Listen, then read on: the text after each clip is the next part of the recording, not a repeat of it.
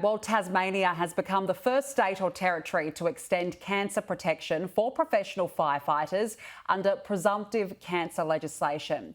But for firefighters diagnosed with cancers not on that list, the compensation process is much more complex. That is the reality in WA, with unions in that state claiming the existing system is absurdly inequitable. WA firefighter David Broadbent has had thyroid cancer since 2008, which is not currently covered by presumptive legislation. He joins me now live. David, thank you very much for joining us on the program this afternoon. Firstly, can you tell us a bit about your own story? Yeah, sure, Danica. I've been a career firefighter for just under 30 years. My health situation was that after about 14 years in the job, I was diagnosed with thyroid cancer. It was essentially a surprise diagnosis. I had no family history of that illness. So as a result of that diagnosis, I then underwent quite considerable treatment, which has had a fairly significant physical impact on my life. And then, of course, there's all of the other associated emotional and psychological things that you have to deal with when someone undergoes a cancer diagnosis. Absolutely, and you mentioned it's had such an impact on your life. And what about on your ability to work? I understand you're still a serving firefighter, but how has that impacted your job? Well, you're right. I'm very grateful that I'm still able to serve as a firefighter now. When I was undergoing the treatment and the side effects of that, I came very close to resigning from the job. It was a very difficult time just for myself and my young family. Thankfully, at the time, I did have a very supportive manager who was able to find a way for me to stay in the job. But it was very tough, and I still do suffer side effects from that treatment as well to this day, with a diminished voice and a few other things. I'm still on medication daily. Let's talk about the presumptive legislation situation in Western Australia. Thyroid cancer is one of a number of cancers that are simply not covered under this legislation. So what does that mean for you? What that means for someone who would be in a situation like me, there is no workers' compensation support. So essentially what it does is it places an extra burden on somebody when they're diagnosed with cancer. In my situation, you have to worry about things that I wouldn't otherwise have to worry about if I had that legislative protection. So worrying about things like how much sick leave you have left, worrying about how you're going to pay for your treatment, all of those sort of things are burdens that sit on your shoulder when you don't have that workers' compensation protection.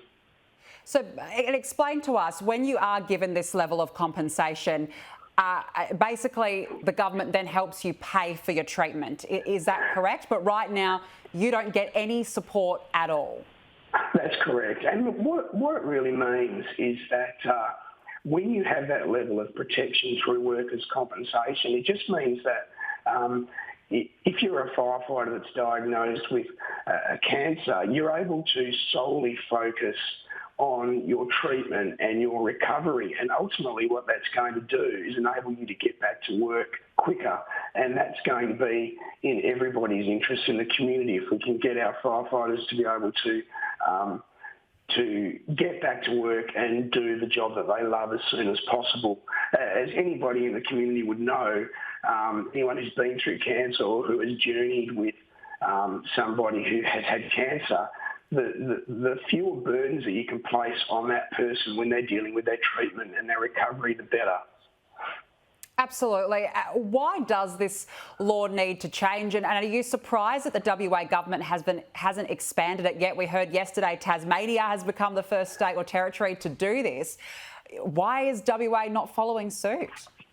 Well, before I address that, I just wanted to say I commend the Tasmanian government for that decision that they made yesterday. They are the first state or territory to move on this. They are following in the footsteps of the federal government through Comcare, who look after their federal firefighters to a more enhanced level. I don't know why some of the states have been slow on this. The scientific data, all of the medical evidence is beyond dispute. And also, quite frankly, society has moved on this issue. Everybody in society knows the nature of firefighting, that even though we mitigate against the risks when we attend incidents, you cannot mitigate against all contact with carcinogens in our job. And society believes that it's morally and ethically the right thing to do for governments to give firefighters the maximum level of protection they can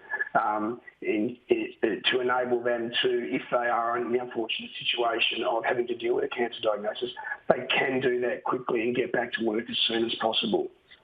As somebody who's living through this, what would be your message to the WA government? Look, my message to the WA government is that in our job day to day, we're taking steps all the time to keep ourselves safe and minimise our exposure to toxic substances, but we still need the maximum level of protection from a legislative perspective. I think it's also very important to mention, if you look at the cancers that are currently not covered in a state like Western Australia, many of those are actually related to female reproductive cancers. The world has changed in this area. We now have so many more female firefighters that it's only fair that we have equal protection under legislation for both our male and female firefighters. Yeah, absolutely. David, before we let you go, what's the outlook for yourself? Do you hope to continue serving? What are you hoping for in the future? It's the greatest job in the world, Janika. I feel so privileged to be a firefighter. Like most other firefighters feel the same way. We get to work with amazing people and we get to serve the community and help people. So thankfully for me, my outlook is, touch wood, that I get to spend a few more years in this occupation. Yeah, good to hear. David, thank you so much for coming on today and sharing your story, and all the best with the treatment, and fingers crossed there'll be changes soon. Thank you.